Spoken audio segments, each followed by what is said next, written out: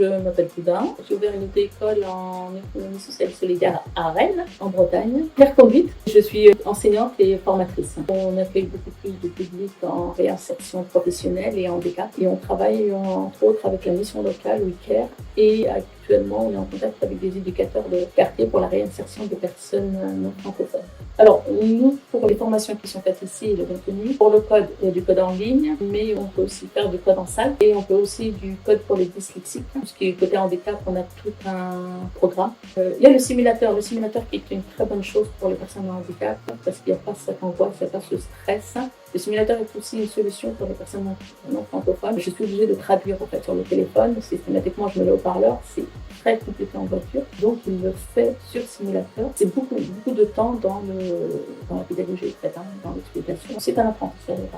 Actuellement, on est en train de mettre en place un partenariat avec des agences d'intérim, France Travail, Archipel, qui ont un organisme de formation du personnel de proximité. Ils doivent avoir le permis parce qu'ils ont des astreintes. C'est pour ça qu'on va avoir un partenariat pour pouvoir faire passer le permis rapidement. Comment je m'engage auprès des personnes en réinsertion ou en handicap? L'accompagnement jusqu'au bout, en fait, tout simplement. On prend du temps sur simulateur. On va prendre du temps dans cette salle, qui est une salle de code, et les personnes en réinsertion, on peut un travail, mais il leur faut absolument le permis. Donc notre engagement, c'était, on travaille du lundi au dimanche, ils sont aussi prioritaires au niveau des classes d'examen. C'est-à-dire que c'est un échec, c'est systématique, on s'engage à les représenter aussi.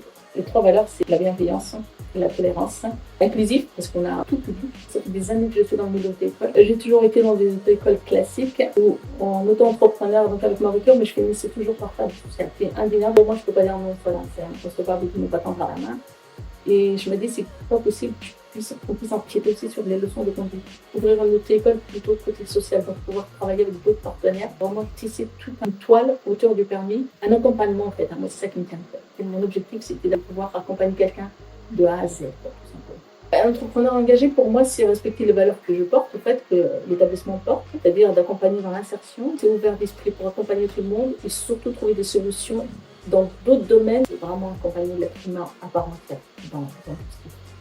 J'ai déjà été à mon compte plusieurs fois, ça a été très compliqué. Quand on est tout seul entrepreneur, on n'a pas tous les outils et avec France Active, on est accompagné. Dès qu'on a un problème, j'avais des réponses ou Laura me renvoyait vers d'autres personnes.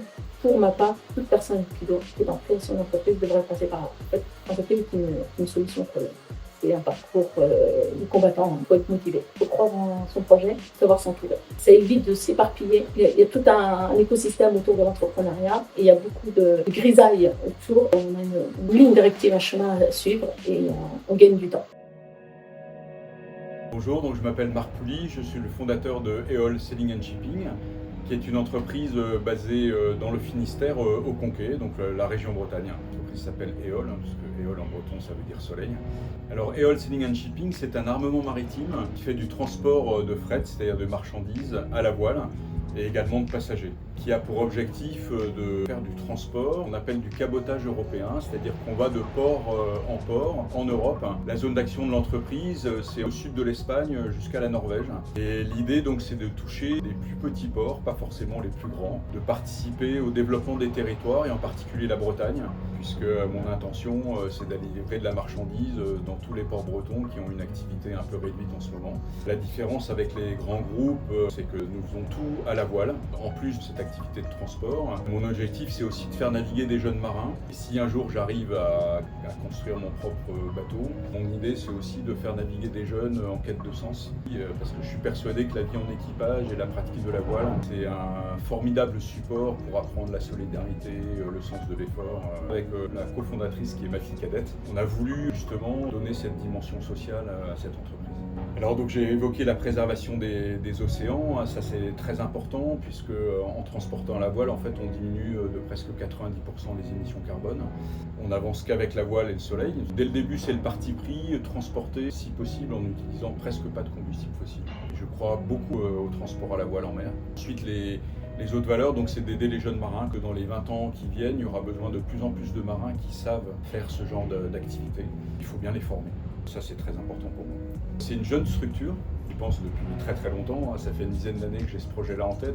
Donc il y a 3 ans, j'ai arrêté toutes mes activités professionnelles de marin et j'ai monté cette entreprise. J'ai eu la chance d'être incubé dans une structure en Bretagne à Brest qui s'appelle le TAC 29. Donc j'ai déposé les statuts en 2024. En 2025, je les ai modifiés pour qu'elles deviennent une entreprise de l'économie sociale et solidaire. À la fin de l'année 2025, j'ai fait ma première expédition maritime avec ce bateau. C'était une super expérience. À titre personnel, ça fait 40 ans que je navigue sur les océans. J'ai vu la pollution s'étendre en mer, malheureusement. Et c'est un milieu que j'aime énormément. Je suis un amoureux de la mer. Je suis très engagé sur ce sujet. J'essaye d'éduquer un petit peu mes concitoyens. Notre mer, c'est un bien commun. Elle nous fait vivre.